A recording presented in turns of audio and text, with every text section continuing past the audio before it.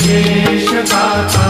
नमस्कार साष्टांग श्री साईनाथा स्मरावे मनी पदानि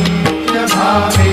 पुरावे करी भक्तीसाठी स्वभावे करावे जगाकारुणी माय गाथा नमस्कार साष्टांग श्री साईनाथा वसे जो सदा जावया संत लीला तिचे अन्य लोकापरी जो जनाला परी अंतरी ज्ञान कैवल्य दाता नमस्कार